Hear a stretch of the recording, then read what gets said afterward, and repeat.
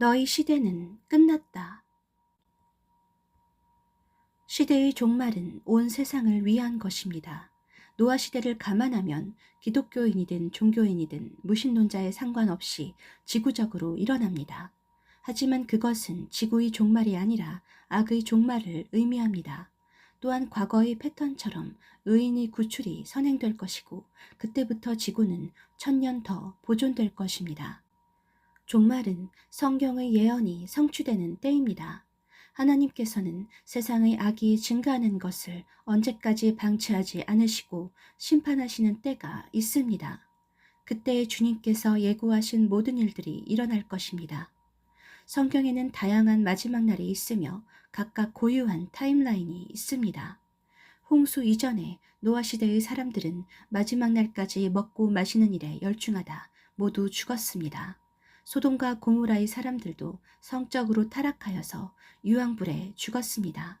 예레미야가 남유다 백성과 왕에게 멸망의 메시지를 전했지만 그들은 돌아서지 않았고 예루살렘이 함락되는 마지막 날을 맞이했습니다.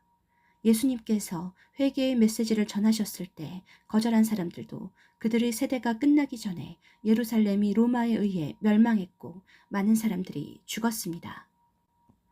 다른 모든 시대와 마찬가지로 죄악이 차면 그들은 마지막 날을 맞이할 것입니다. 교회 시대에도 예외가 없으며 오히려 가장 큰 종말이 올 것이 예정되었고 정해진 시간표가 있습니다. 우리는 그 날짜를 모르지만 시대를 분간하라 말씀하셨습니다. 우리 세대가 마지막 때라는 사실을 어떻게 알 수 있을까요? 그들이 저울에 달려 부족한 것으로 드러난 것은 무엇입니까? 왜냐하면 모든 종말의 조건들이 충족되어야 하기 때문입니다. 퍼펫 마스터는 이집트 주문으로 애니메이션을 적용한 의인화 인형 그룹에 초점을 맞춘 미국 공포영화 시리즈로 각각 고유하고 위험한 장치를 갖추고 영웅, 안티히어로 및 적대자로 표현됩니다. 인형극을 배후에서 조종하고 공모하는 자는 어둠의 세력이며 조종당하는 사람을 꼭두각시라고 합니다. 바이든은 바벨론 제국의 대통령이지만 그는 자신은 퍼펫이고 배후에 마스터가 있다는 말을 했다고 합니다. 지금 미국을 실제적으로 움직이는 사람이 누구냐에 대한 질문입니다. 미국에서 기독교가 약화되고 악이 증가하고 도덕적 타락이 본격화되었지만 악한 자들의 동기는 숨겨져 있습니다. 바벨론은 저울에 달아보니 부족함으로 나타났고 그들의 시대는 끝났습니다. 요한계시록에서는 마지막 때의 인류가 바벨론의 음행에 빠졌다고 선언합니다. 미스터리 바벨론은 타락한 도시 문명이며 사치와 상품, 각종 복술로 사람들을 현혹하는 귀신의 처소입니다. 우리 시대의 타락한 문명을 바벨론으로 칭한 것은 고대로부터 전통과 역사성을 가졌습니다. 니무롯은 고대의 바벨탑과 8개 도시를 세웠고 그 중 하나가 바벨이라는 성읍입니다.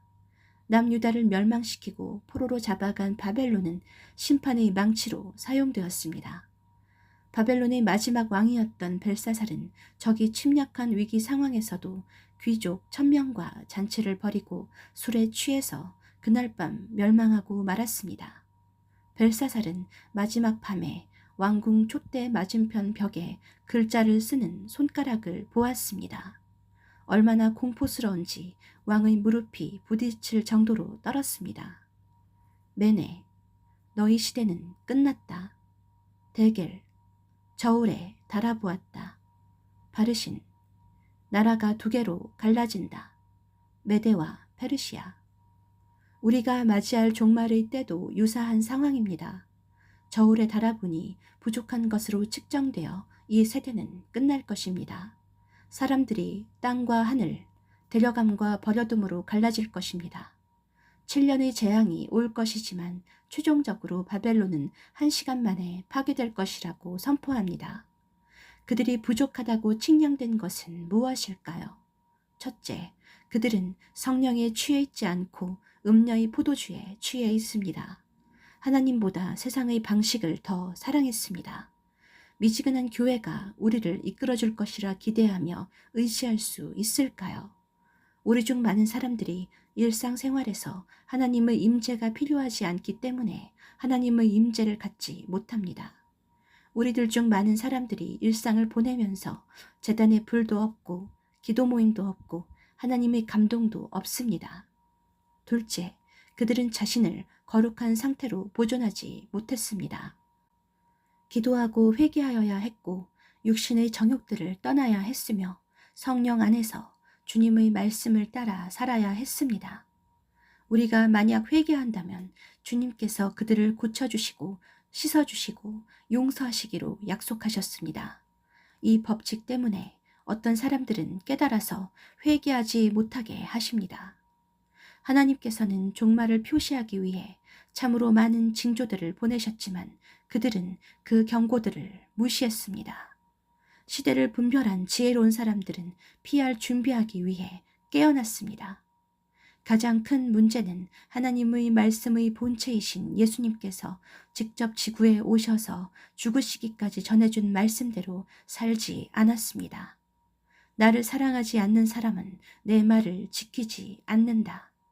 그리스도의 로고스는 선지자들이 전해준 말씀과 비교할 수 없는 생명을 주는 말씀이었지만 사람들이 사람의 교리를 우선시했습니다.